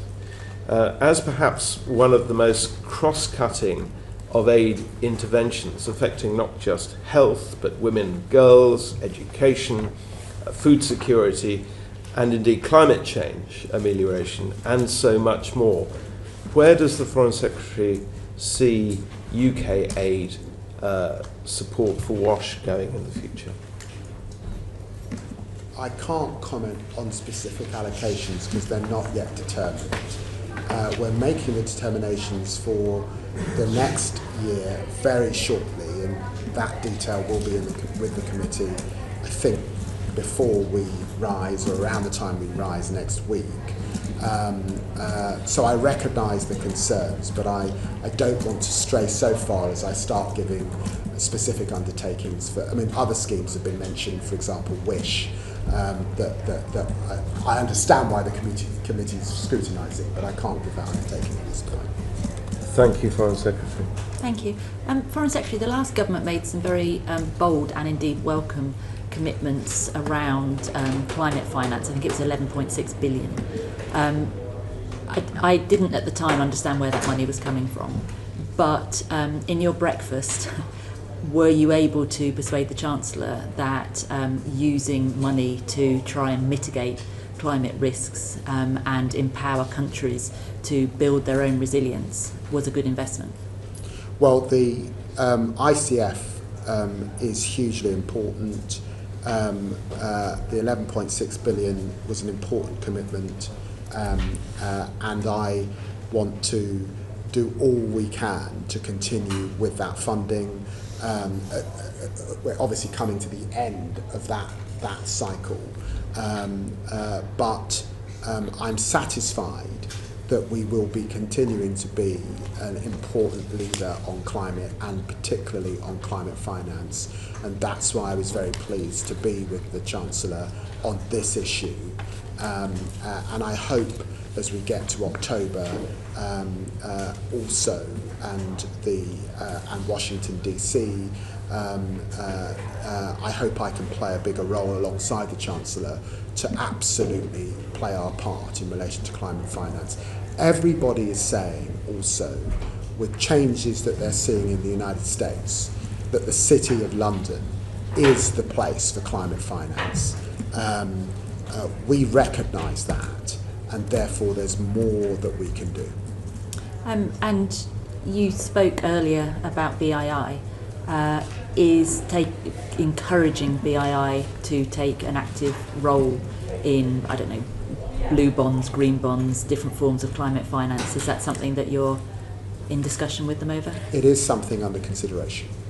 And one point, I actually got clarity. I couldn't understand why, and I'm a big fan of BII, even though they might not think that, why they got quite a considerable uplift when other areas were getting reductions or being cut.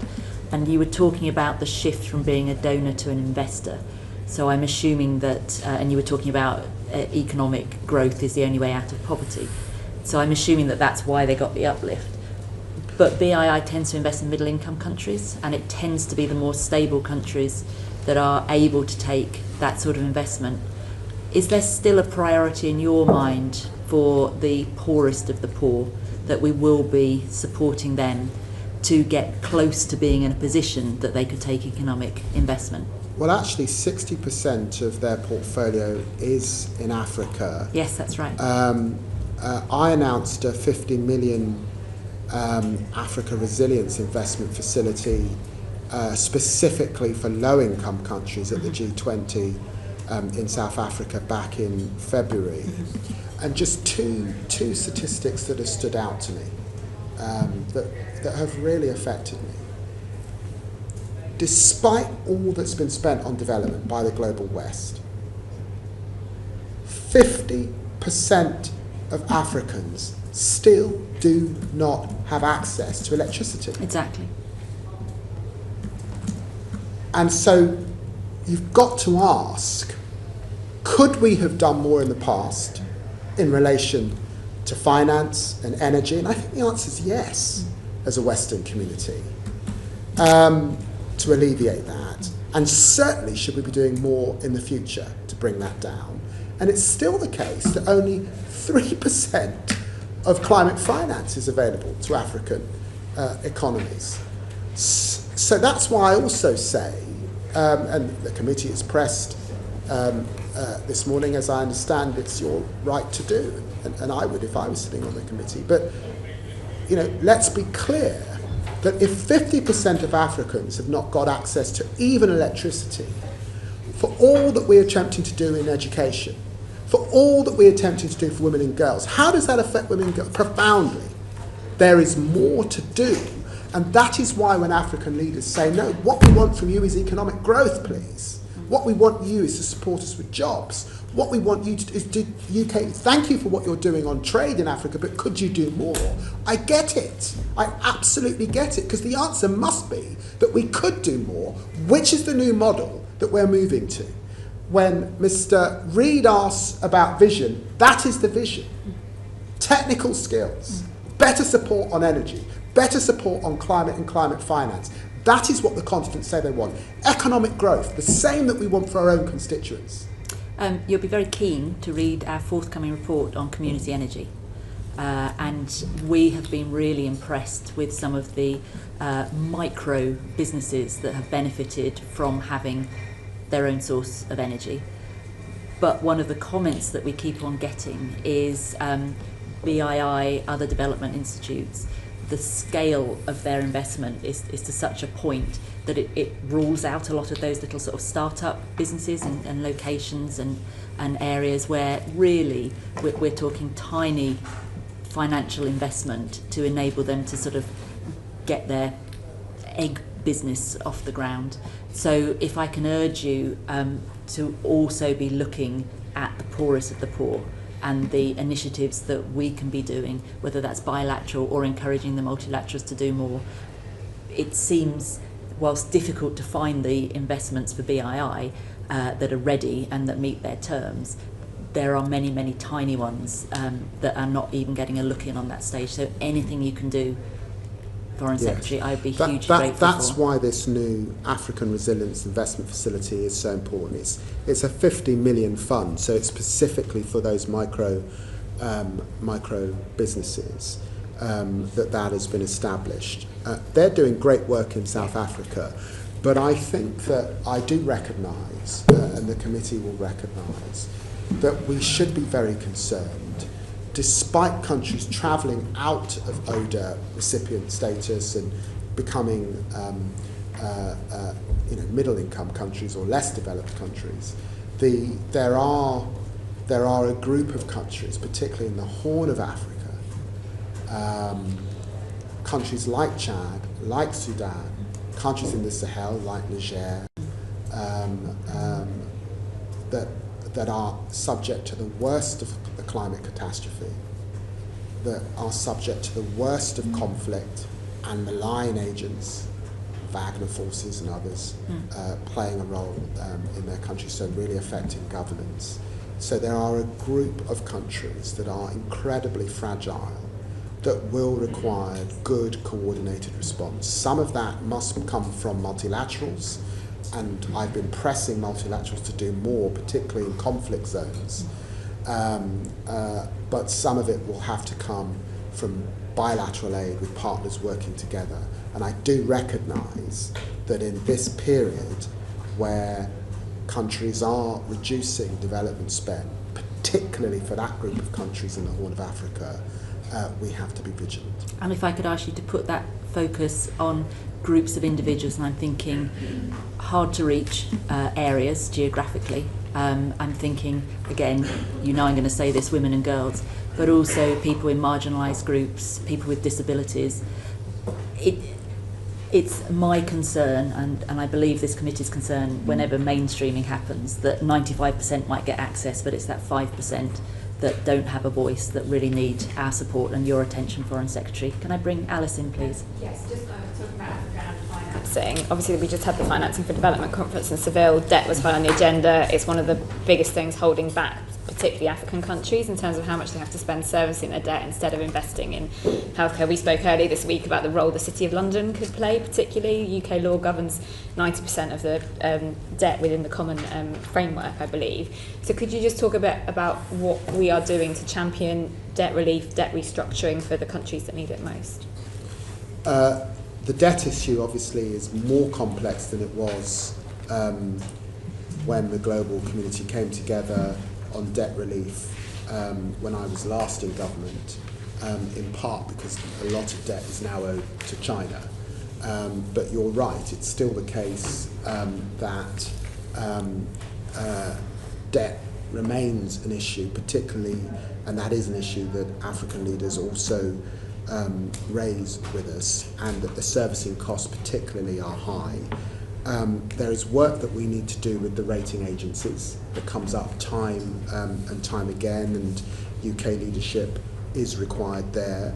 A fortnight ago, as you said in Seville, we welcomed the package of reforms on debt, specifically strong action to improve the voice of the debtors particularly, and debt transparency, disaster pause clauses particularly, pioneering innovations like the innovation that we've made around insurance can play a role.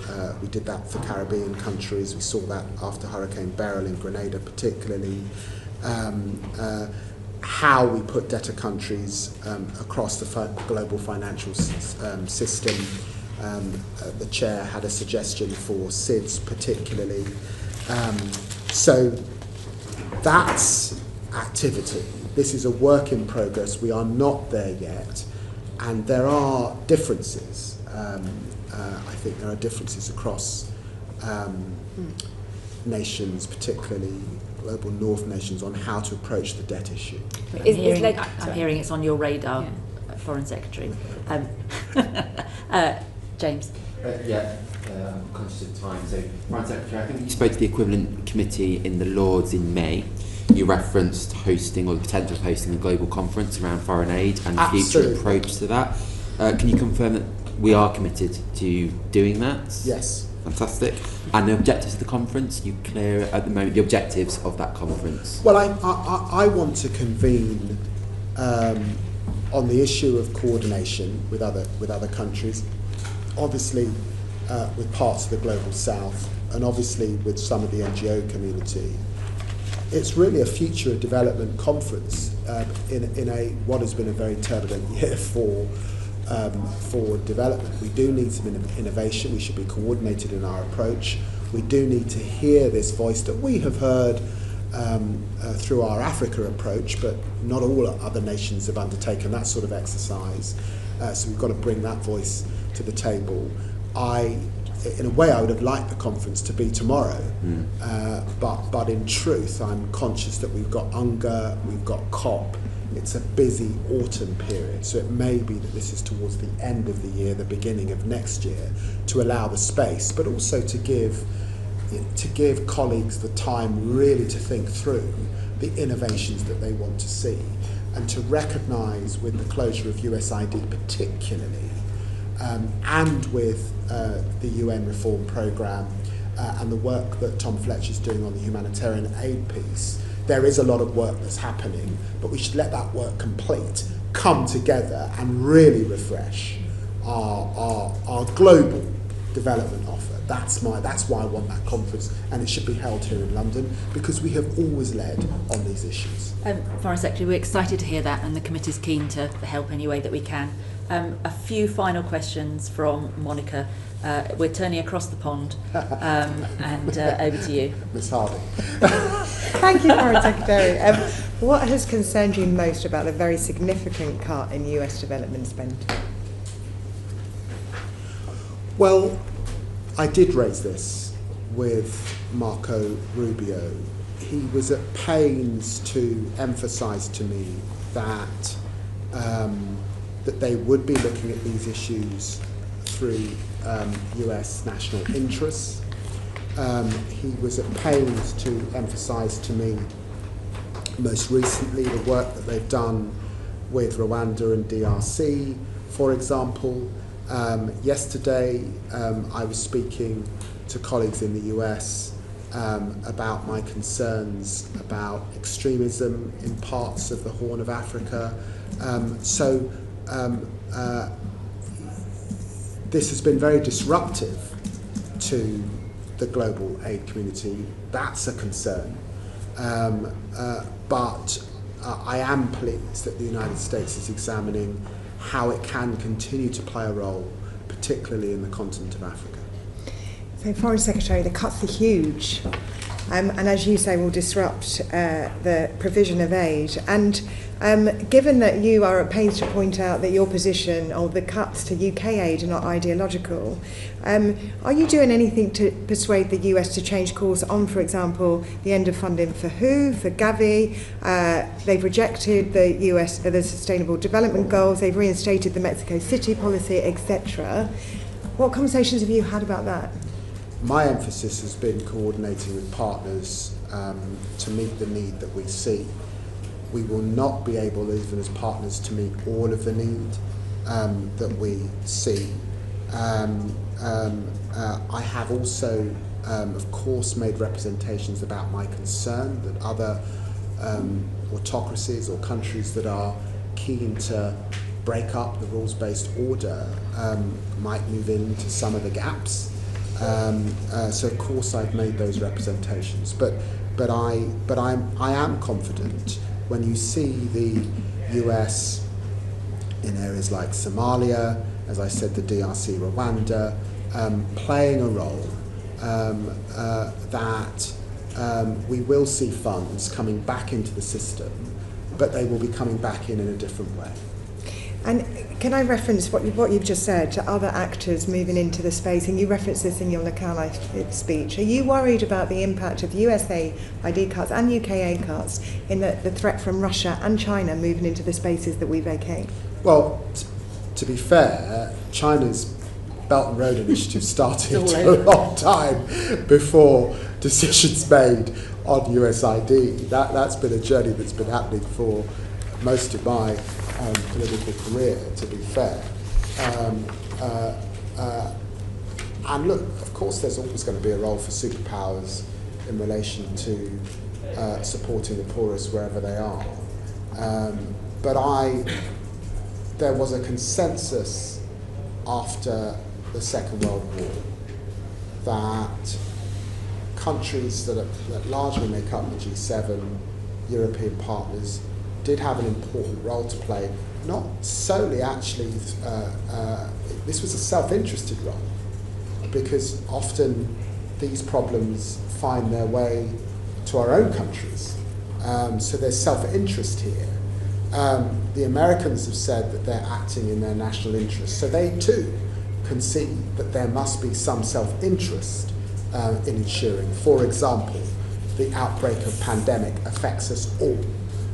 Climate affects us all. Conflict often comes back to the doors of countries who've heavily invested in defence. All of this requires action. Foreign Secretary, you have been in post for a little over a year. It has been a remarkable year on the global stage. I am incredibly grateful that you have steered it to the best of your ability, and can I also recognise from the committee's perspective the team that you have around you, are remarkable.